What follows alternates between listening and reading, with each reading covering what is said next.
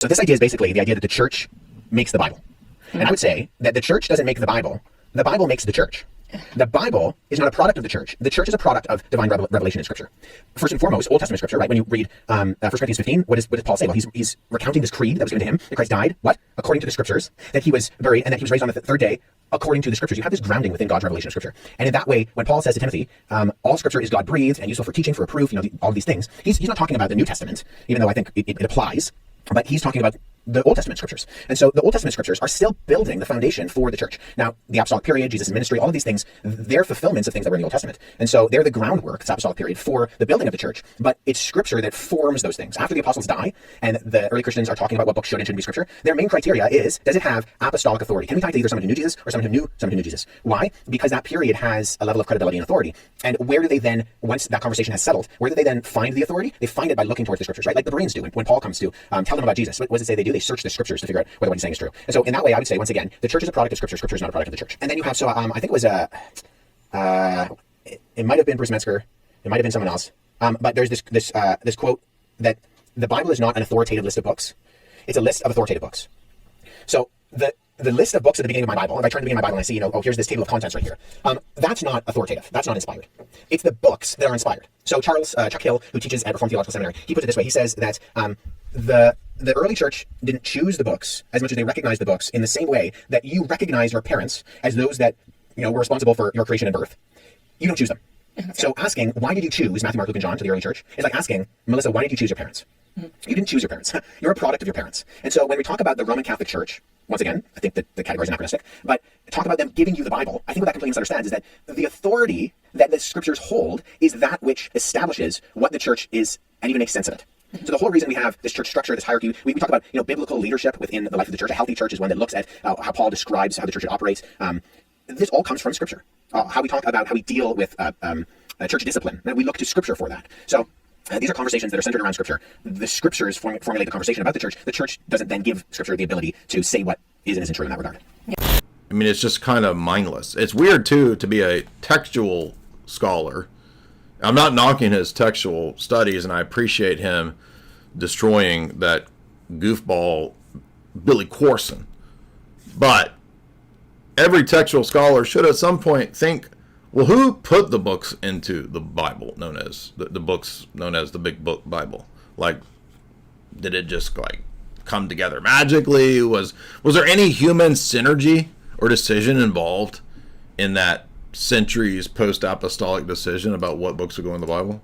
It's just weird, especially if you're a textual scholar, to not at least some point think about this. Maybe he has, but one of the things that eventually made me leave Protestantism was precisely this point, that when I was reading Protestant textual scholars and historians like F.F. Bruce or Westcott Hort or Westcott and Hort or Lee MacDonald or Winkenhausen is, I think, a Jesuit one, or maybe he's Anglican, I don't remember. There's a whole bunch of these. I have a whole section, a whole shelf on canonicity and this kind of stuff.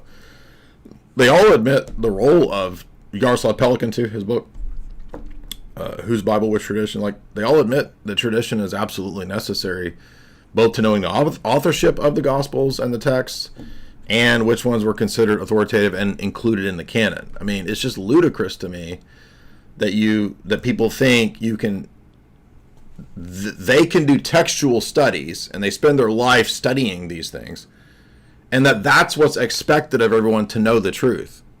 In other words, Protestantism presupposes everybody's supposed to be a textual scholar to know how to interpret the text. So this idiot argument that Luther just wanted every plowboy to know the text is dumb, because every plowboy doesn't know Hebrew and Greek and can't.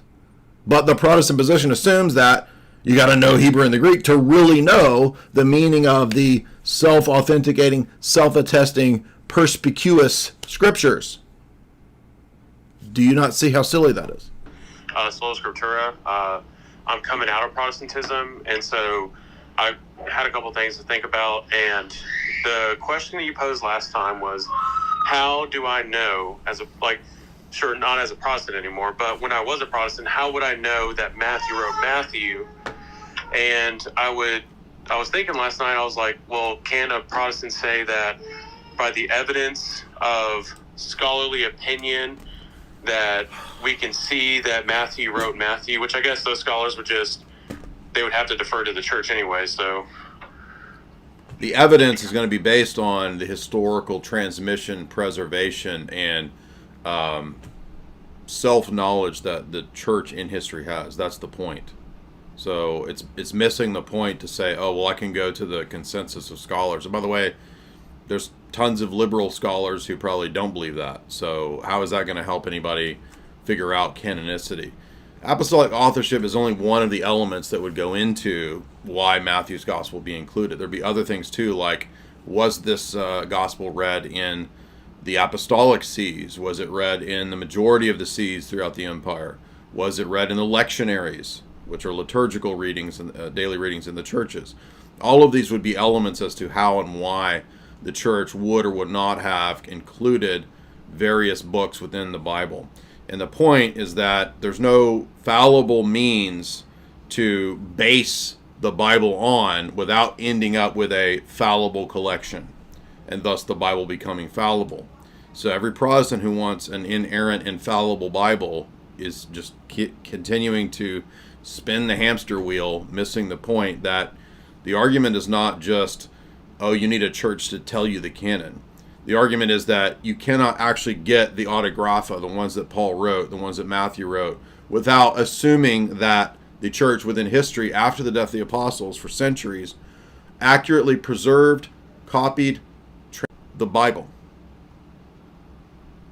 Sure. It's like you said before that, like, what is the grid to choose also what scholar to follow?